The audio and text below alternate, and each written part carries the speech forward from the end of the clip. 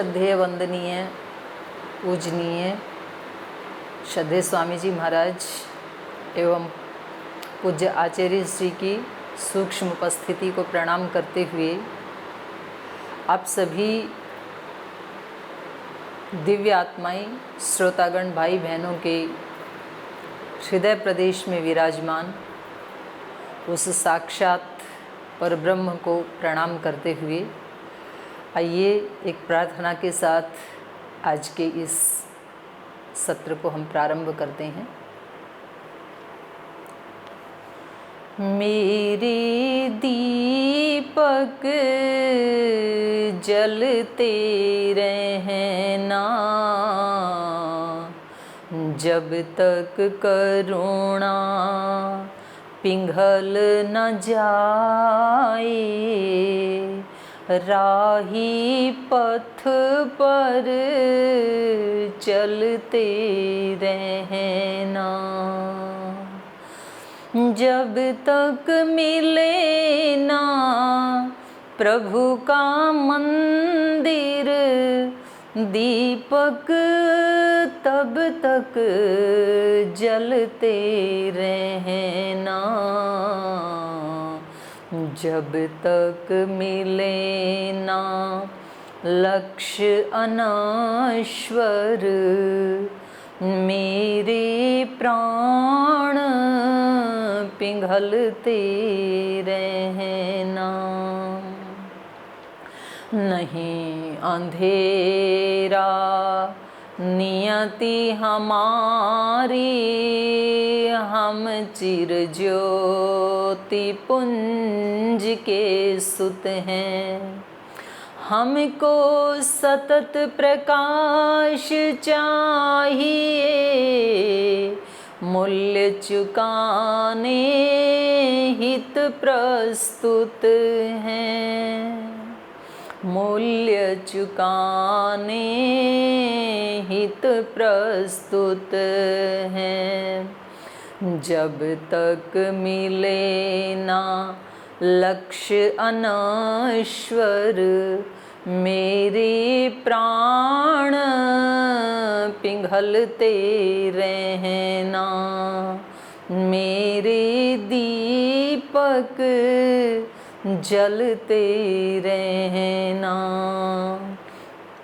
राही पथ पर चलते रहना, चाव दर्श के पलते रहना। आप सभी भाई बहनों को पुनः मेरा हार्दिक प्रणाम। श्रद्धेय स्वामी जी महाराज जो एक संकल्प सिद्ध योगी हैं और पूज्य आचार्य श्री जी जो आयुर्वेद के साक्षात इस युग के धन्वंतरी के ही अवतार हैं, इन दोनों महापुरुषों ने लगभग 25 से 30 वर्ष पहले हिमालय में तपस्या करते हुए गंगोत्री में ये संकल्प लिया, ये प्रण किया कि किस प्रकार जो तप पूर्वक हमने जो भागवत प्रेरणाएं, जो योग आयुर्वेद की जो शक्तियां हमने प्राप्त की हैं, तो कैसे हम इनको जन जन तक पहुंचाएं। तो हम चर्चा कर रहे थे कि श्रद्धेय स्वामी जी महाराज और पूज्य आचार्य श्री जी का जो एक संकल्प था लगभग 3 दशक पहले, तो वो केवल 2 महापुरुषों का ही संकल्प नहीं था, बल्कि उनसे पहले ऐसे अनेकों ऋषि योगी संतगण उनकी ये अभिप्सा थी कि वो योग को, आयुर्वेद को, अध्यात्म को, स्वदेशी को कैसे जन जन तक पहुँचाएँ। और जब किसी का इरादा, किसी का संकल्प बहुत बड़ा होता है तो फिर ये सारी प्रकृति उसको पूरा करने के लिए उनकी सहायता करती है। तो हम चर्चा कर रहे थे कि जो दिव्य आत्माएं होती हैं और उनके जो संकल्प होते हैं वो भगवान के ही संकल्प होते हैं। उनके संकल्प क्या होते हैं? भगवान उनको निमित्त बना करके, क्योंकि इस सारी सृष्टि के वास्तव में तो भगवान ही मालिक हैं। और आध्यात्मिक जीवन में जैसे अग्नि जलाते हैं ना, तो उसमें पहले धुआं आता है, तो ऐसे ही कोई श्रेष्ठ काम करते हैं तो उसके प्रारंभ में बाधाओं का आना एक सामान्य बात है, लेकिन हमें उन बाधाओं से घबराना नहीं चाहिए, हमें उनको फेस करना चाहिए। तो खैर हम बात कर रहे थे कि ये जो दिव्य संकल्प था जो उन्होंने वहाँ गंगोत्री की गुफाओं में रहते हुए तपस्या करते हुए लिया, तो भगवान की ही प्रेरणा से भगवान ने उनको अपना यंत्र बनाते हुए जैसे ही हरिद्वार में आए, और मैं स्वयं उसकी साक्षी हूँ, जहाँ से ये सेवा प्रारंभ हुई 10-20 लोगों की सेवा से योग और आयुर्वेद का ये अभियान शुरू होकर के फिर सैकड़ों, हजारों, लाखों और करोड़ों लोगों तक पहुँचा, और मात्र 2.5 दशक के अंदर ही ये अभियान भारत की सीमाओं को पार करके और पूरे विश्व में आज योग का, अध्यात्म का जो एक दिव्य तेज है वो पूरे विश्व को आलोकित कर रहा है, पूरे विश्व को अपनी तरफ आकर्षित कर रहा है। कुछ लोगों का लाइफस्टाइल योग और आयुर्वेद से युक्त हो चुका है, कुछ का हो रहा है और कुछ का होने वाला है। और इसी दौरान आज मुझे एक विषय के ऊपर आप सभी का आशीर्वाद प्राप्त करने के लिए एक चर्चा करने का सौभाग्य मिला। दिव्य शरीर में दिव्य जीवन। ये दिव्य शब्द अपने आप में इतना हाई एनर्जी वाला है कि दिव्य शब्द को सुनते ही हमारा मन, प्राण, आत्मा एक बहुत ऊंची शक्ति से भर जाते हैं। एक बहुत उड़ान भरने लगता है हमारा मन दिव्यता की तरफ, क्योंकि शब्दों की भी अपनी शक्ति होती है। तो बहुत ही हाई एनर्जी वाला, बहुत पावरफुल शब्द है ये दिव्य। और मुझे लगता है कि कितना शुभ दिन होगा वो इस धरती के ऊपर। ये धरती एक वास्तव में जो हम कहते हैं ना कि कण कण में भगवान का निवास है, वो है ही, लेकिन उसकी अभिव्यक्ति उस दिन हो जाएगी जिस दिन इस मनुष्य का शरीर, इसकी इंद्रियां, इसका मन, इसकी बुद्धि, इसके प्राण और आत्मा तो पहले से ही दिव्य है, ये सब के सब जिस दिन बिल्कुल दोष रहित हो जाएंगे, निर्मल हो जाएंगे, पवित्र हो जाएंगे, वो दिन इस धरती के ऊपर बहुत शुभ दिन होगा। और बहुत जल्दी ही वो दिन आने वाला है, ऐसा आभास मिल रहा है। तो मुझे तो भारत सहित पूरा विश्व ही अभी उस दिव्यता की ओर आरोहण करता हुआ नज़र आ रहा है, क्योंकि ये भगवान का संकल्प है, और जो भगवान का संकल्प होता है उसको कभी कोई टाल नहीं सकता है। तो अभी पिछले 3 महीने से जो कोरोना को निमित्त बना करके पूरे देश ने नहीं बल्कि पूरे विश्व ने योग के सामने, आयुर्वेद के सामने, अध्यात्म के सामने जो नतमस्तक किया है अपना, जो उन्होंने अपने घुटने टिकाए हैं, तो ये इसको भगवान का संकल्प नहीं माने तो और क्या कहें इसको। तो ये कुछ कोरोना और कुछ चीन की कुछ आसुरी आत्माओं को निमित्त बना करके स्वयं भगवान ही अपनी इस सृष्टि को, इस पृथ्वी को योग की तरफ, आयुर्वेद की तरफ, अध्यात्म की तरफ, दिव्यता की तरफ लेकर के जा रहे हैं। निमित्त तो कोई ना कोई तो बनता ही है। जैसे जब श्री राम यहाँ पर आए तो फिर मंथरा और कैकेयी उनकी दिव्यता को अभिव्यक्त करने में निमित्त बन गए। हम उनको बुरा मान लेते हैं, लेकिन वास्तव में यदि वो निमित्त नहीं बनते तो शायद फिर हमें श्री राम की सारी दिव्य शक्तियों की अभिव्यक्ति भी उनके जीवन में शायद नहीं हो पाती। तो अगर कोरोना, मैं ये नहीं कह रही हूँ कि ये कोई बहुत अच्छी बात है, लेकिन देखो कुछ नया निर्माण करने के लिए कुछ तो पुराना तो डिस्ट्रॉय करना ही होता है। इसलिए निर्माण के लिए निर्वाण भी होता ही है। जैसे किसी को अपनी एक छोटी सी झोपड़ी की जगह कोई पक्का मकान बनाना है या कोई बहुत अच्छा आलीशान भवन बनाना है, तो पहले उस झोपड़ी को तो हटाना ही पड़ता है। और जब वो झोपड़ी हटा दी जाती है और जब तक नया मकान बन नहीं जाता है तब तक उस परिवार के जो सदस्य हैं उनको कहीं टेंट आदि लगा करके सर्दी गर्मी आदि सहन करते हुए इंतज़ार करना पड़ता है वो मकान बनने तक। और जब वो मकान बन जाता है तो फिर वो बड़े सुखपूर्वक उसमें निवास करते हैं। तो ऐसे ही इस सृष्टि में ये जो दिव्य आरोहण हो रहा है, ये जो योग की तरफ बढ़ रहा है, क्योंकि ये जो सृष्टि का विकास है, श्री अरविंद ने भी इस बात को कहा और इसको हम प्रत्यक्ष भी देख रहे हैं, ये सतत आरोहण हो रहा है, मानवता सतत आगे बढ़ रही है। ये कई बार हमारी दृष्टि जो विध्वंस हो रहा है उसकी तरफ होती है कि हाय कितना विध्वंस हो गया, ये कितना महाकलयुग आ गया है। कुछ लोग तो सुबह से शाम तक यही शब्द बोलते रहते हैं, ये महाकलयुग है, ये महाकलयुग है, ये महाकलयुग है। ऐसा बोलने से एक नेगेटिव एनर्जी क्रिएट होती है, एक लो फ्रीक्वेंसी की भावना क्रिएट होती है। लेकिन जब हम कहते हैं कि ये कलयुग नहीं, ये योग युग है, तो उस समय फिर एक ऊंची भावना हमारे अंदर क्रिएट होती है। तो हम आज का जो हमारा टॉपिक था वो था दिव्य शरीर में दिव्य जीवन। वास्तव में ये दिव्य शरीर और दिव्य जीवन ये दोनों अलग अलग नहीं हैं, क्योंकि शरीर और जीवन ये दोनों एक दूसरे के पूरक हैं। जैसे ही हमारा जन्म होता है, हमें ये शरीर मिलता है, वैसे ही हमारा जीवन भी शुरू हो जाता है। और हमें कैसा जन्म मिलेगा, कैसे माता पिता मिलेंगे, कैसा शरीर मिलेगा, हमें कैसे जाति आयु भोग मिलेंगे, इसको कौन तय करता है? ये हमारा पिछला जीवन तय करता है कि हमारा पिछले जन्मों का जीवन कैसा रहा, वैसा ही हमें इस जन्म में वैसा ही शरीर मिलता है।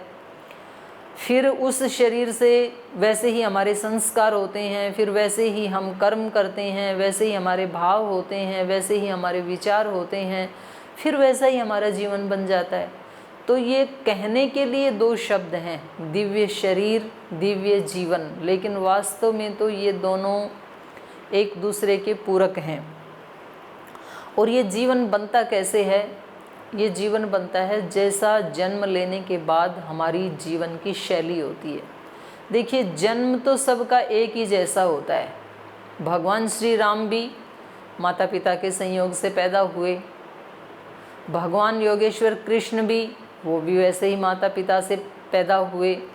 हम सब का जन्म भी माता पिता के संयोग से ही हुआ। सारी सृष्टि का निर्माण, सब मनुष्यों का, सब प्राणियों का जन्म तो एक ही जैसे होता है, लेकिन जन्म एक जैसे होते हुए भी जीवन एक जैसा नहीं होता है। तो ये जीवन में ये भिन्नता कैसे आ जाती है? जीवन में भिन्नता आती है उस जीवन को जीने की जो पद्धति है, उस जीवन को जीने की जो शैली है, उस जीवन जीने की पद्धति के अनुसार, उस जीवन को जीने की शैली के अनुसार हमारे जीवन अलग अलग हो जाते हैं। तो सबसे पहले तो हम जीवन शब्द के ऊपर ही विचार करते हैं कि ये जीवन क्या है। तो संस्कृत की दृष्टि से कहें तो जीव प्राण धारणे, जब ये आत्मा प्राण धारण कर लेता है, शरीर धारण कर लेता है, जिस दिन माँ की कोख में बाहर आने से पहले ही जीवन शुरू हो जाता है। तो प्राण धारण करते ही और एक जीवन के साथ हमारा संबंध जुड़ जाता है। अब ये जीवन कितने प्रकार का है? एक जीवन है पेड़ पौधों का, वनस्पतियों का, लताओं का, उनमें भी प्राण तो है ना उसमें, तो वो भी एक जीवन है, लेकिन वो केवल भोग योनि है। उस जीवन में वो कुछ भी नया क्रिएट नहीं कर सकते। एक फिर पाश्विक जीवन है, पशुओं का जीवन है, वो उससे थोड़ा सा श्रेष्ठ है, क्योंकि पशु कम से कम चिल्ला सकते हैं, उनके पास पैर हैं, अगर धूप लग रही है तो वो छाँव में जा सकते हैं, ठंड लग रही है तो धूप में जा सकते हैं, उनको कहीं प्यास लगी है तो पानी की तलाश कर सकते हैं, भूखे हैं तो कहीं खाने की तलाश कर सकते हैं। अपनी भाषा में वो शोर मचा करके किसी को अपनी तरफ आकर्षित भी कर सकते हैं। तो ये वृक्षों के जीवन से थोड़ा सा ऊंचा जीवन है, पाश्विक जीवन। फिर तीसरा जीवन होता है मानव जीवन, मनुष्य का जीवन। ये पशुओं से और ऊंचा है, काफ़ी ऊंचा है, क्योंकि पशु के पास बुद्धि नहीं है अच्छे बुरे का निर्णय करने के लिए। पशु के पास स्पष्ट वाणी नहीं है कि वो बोल रहा है उसको सुनने वाला ठीक ठीक समझ सके, ऐसी उसके पास वाणी नहीं है। लेकिन इस मनुष्य के पास मन भी है, ये विचार भी कर सकता है, बुद्धि भी है, एक निश्चय भी कर सकता है कि मुझे ये करना है, ये नहीं करना है। इस मनुष्य के पास वाणी भी है, ये स्पष्ट रूप से अभिव्यक्त कर सकता है अपनी भावनाओं को, मुझे ये चाहिए, ये नहीं चाहिए। तो ये मानव का जीवन है तीसरे स्तर का। फिर मानव जीवन में भी 3 श्रेणियां हैं। एक सामान्य जीवन होता है मानव जीवन में, एक मध्यम स्तर का जीवन होता है, एक फिर उच्च स्तर का जीवन होता है, और उस उच्च स्तर से भी ऊपर फिर एक दिव्य जीवन होता है। तो ये श्रेणियां हैं जीवन की। अब सामान्य जो जीवन है उसके लिए कुछ भी नहीं करना है आपको।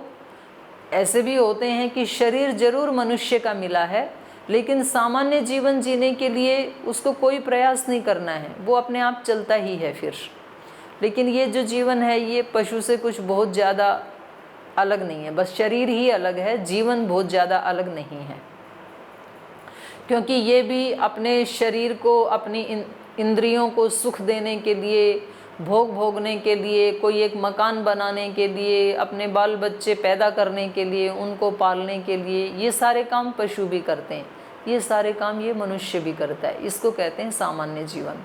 तो बस यहाँ केवल शरीर की भिन्नता है, बाकी पशु के बराबर ही है वो।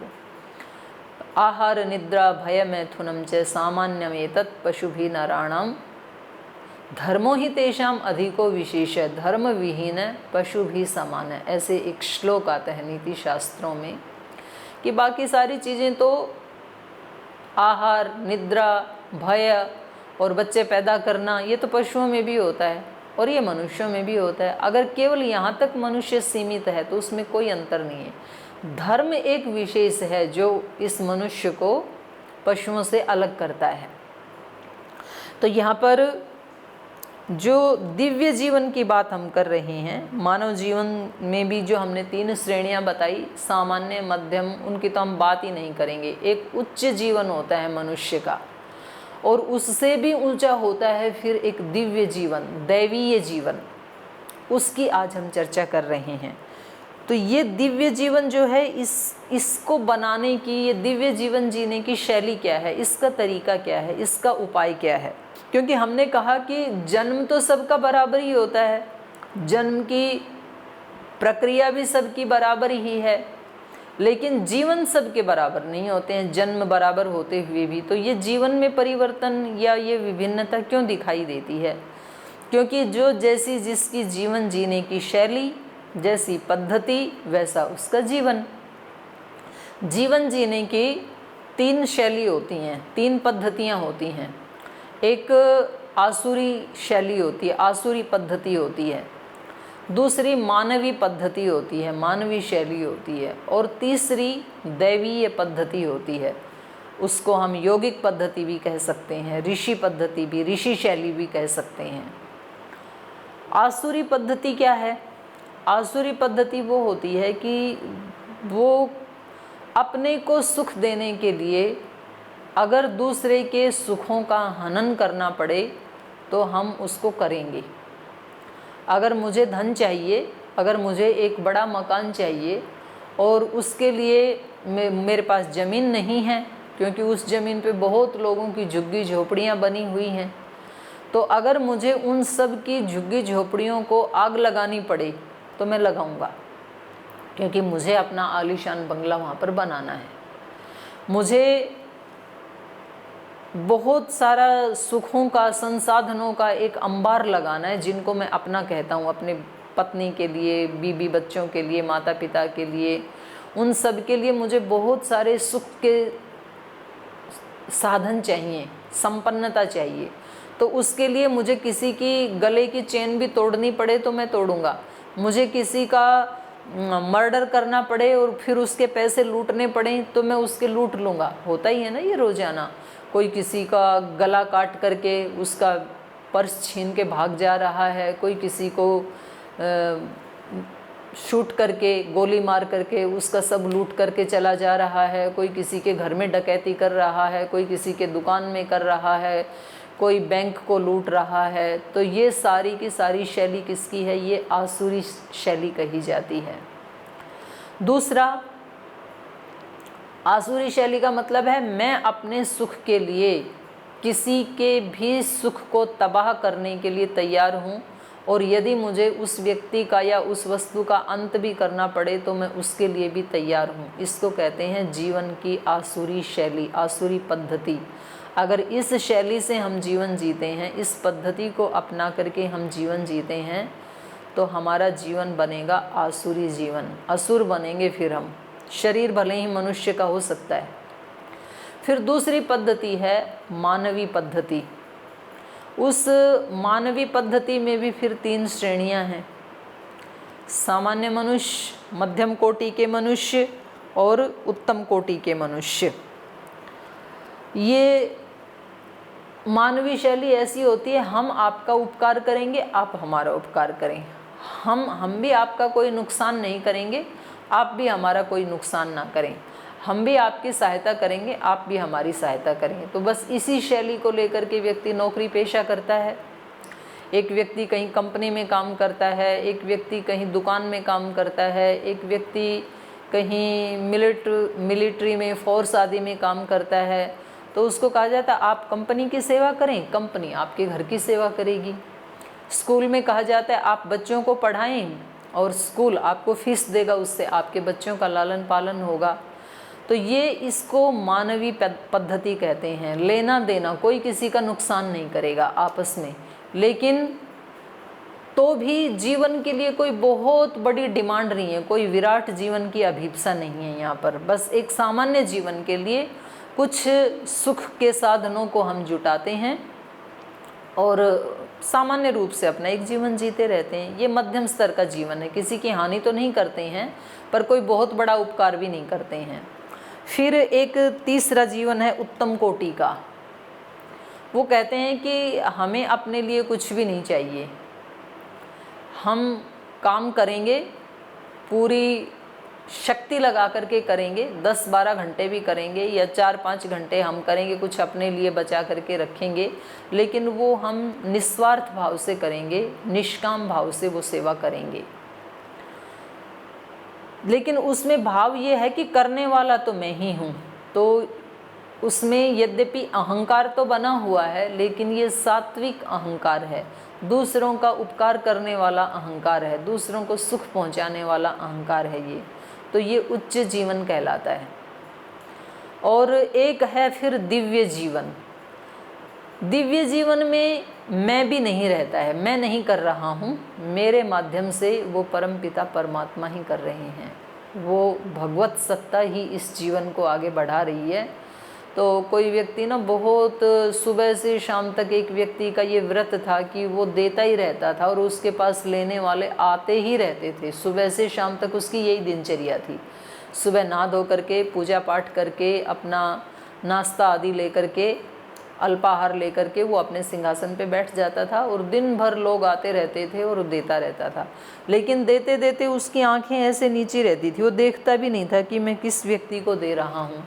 तो किसी ने पूछा कि आप इतना सारा देते हैं लेकिन आप ऊपर देखते तक भी नहीं हैं, इसका क्या रहस्य है? तो उन्होंने कहा, देनहार कोई और है जो देत रहे दिन रैन, लोग भरोसा हम पे करें, लोग शक हम पे करें, ताते नीचे नैन। लोग सोचते हैं कि मैं दे रहा हूँ, दे रहा है कोई और, मैं नहीं दे रहा हूँ, उसने मेरे को निमित्त बना लिया, चैनल बना लिया है मुझे। तो जब ये भाव होता है कि मैं कर भी नहीं रहा हूँ, मेरे माध्यम से ईश्वर ही ये सब कर रहे हैं, इसका नाम है दिव्य जीवन। तो ये शैली क्या है, हम ऐसे काम कैसे करते हैं, ये पद्धति क्या है, ये कैसे डेवलप होती है? तो ये पद्धति डेवलप होती है जो हमारे पास साधन हमें मिले हैं।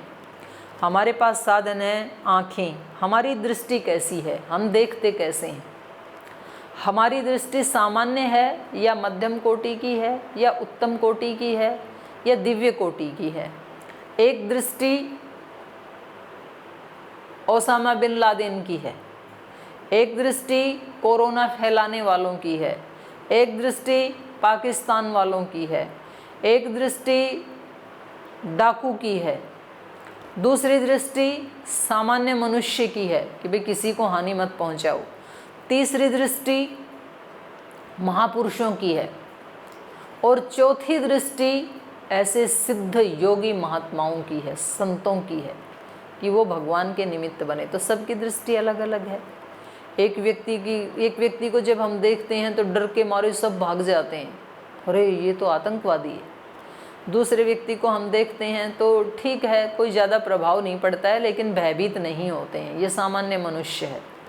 एक तीसरा व्यक्ति जब हमारे सामने आता है, उत्तम पुरुष, उसको देख करके हमारा सिर श्रद्धा से झुक जाता है, ये तीसरी दृष्टि वाला व्यक्ति। एक चौथी दृष्टि वाला व्यक्ति है, दिव्य दृष्टि वाला, उसको जब देखते हैं तो हमारे मन में कोई प्रश्न ही नहीं रहते हैं, मन एकदम शांत हो जाता है। हमारा मन जैसे रहता ही नहीं है, ऐसे लगता है कि कोई प्रश्न ही नहीं रहा, बिल्कुल शांत, बिल्कुल कूल, बर्फ जैसे हो जाता है। नमन, अमन, नमन भी उसी से बना है, नय मन नमन, जहाँ मन रहता नहीं है। अमन भी उसी से बना है, अमन मतलब सुख, चैन। तो वो उन लोगों के, तो हम कैसे देखते हैं, हमारी दृष्टि कैसी है, हम कैसे बोलते हैं, हम कैसे सुनते हैं, हम मस्तिष्क में कैसे विचार उठाते हैं, हमारे हृदय में कैसे भाव ज़्यादा आते हैं, फिर उनके अकॉर्डिंग हम कर्म कैसे करते हैं, हम दूसरों की सेवा कितनी करते हैं, अपनी सेवा कितनी करते हैं, अपने स्वार्थ को कितना प्रायोरिटी देते हैं, दूसरे की सेवा को कितनी प्रायोरिटी देते हैं। उन सारे कार्यों को करते हुए जब हमारे सामने अनुकूल परिस्थिति आती हैं तो उनको कैसे फेस करते हैं, प्रतिकूल परिस्थिति आती हैं तब कैसे फेस करते हैं। तो ये हमारे जीवन के जो छोटे छोटे कर्म हैं, जो हम सुबह से शाम तक करते हैं, वो किस भाव में रह करके करते हैं, इसको बोलते हैं जीवन शैली, इसको बोलते हैं लाइफस्टाइल। तो सब व्यक्तियों का लाइफस्टाइल, सब व्यक्तियों की जीवन शैली भिन्न भिन्न होती है, इसलिए सब व्यक्तियों का जीवन भी भिन्न भिन्न होता है। तो ये मैंने 4 प्रकार के जीवन आपके सामने रखे। प्राकृतिक जीवन, पेड़ पौधों का, पशुओं का, वनस्पति का जीवन, ये इसको कहेंगे प्राकृतिक जीवन। दूसरा पाश्विक जीवन, पशुओं का जीवन। पशुओं के जीवन में भी 3 श्रेणियां होती हैं। कुछ पशु बड़े खूंखार होते हैं, अत्यंत हानि पहुंचाने वाले, काला नाग, शेर। कुछ फिर मीडियम होते हैं, भेड़ बकरी, जो हानि, कुत्ता बिल्ली। तीसरे प्रकार के जो पशु होते हैं जैसे गाय, अश्व, वो हमारा अत्यंत कल्याण करने वाले होते हैं। तो उसमें भी 3 श्रेणियां हैं, पशु में भी। फिर मैंने एक बताया मानवीय जीवन, उसमें भी 3 श्रेणियां होती हैं, सामान्य, मध्यम, उत्तम और दिव्य। चौथा जीवन मैंने बताया दिव्य। तो अब इतने सारे जीवन में से हमें हमारे लिए कौन सा जीवन चाहिए, उसको हमें सेलेक्ट करना है। निश्चित रूप से हर व्यक्ति दिव्य जीवन को ही चाहेगा। कौन आसुरी जीवन को चाहेगा, कौन सामान्य जीवन को चाहेगा? निश्चित रूप से हर व्यक्ति दिव्य जीवन को ही चाहेगा। तो इस दिव्य जीवन को जीने के उपाय क्या हैं, कैसे जिए हम उसको? तो उसका उपाय है, एक शब्द में यदि कहें तो कमल बनना, कमल का फूल बनना। जितने भी देवी देवता हैं ना, और ख़ास करके देवियाँ, आप सरस्वती माता को देखो, आप लक्ष्मी को देखें, दुर्गा को देखें, ये उसके कमल के फूल के ऊपर, आप ब्रह्मा जी को देखें, कमल के फूल पे बैठे हैं। तो जो दैवी शक्तियां हैं उनमें कमल के फूल का, किसी के हाथ में है कमल का फूल, कोई बैठा है कमल के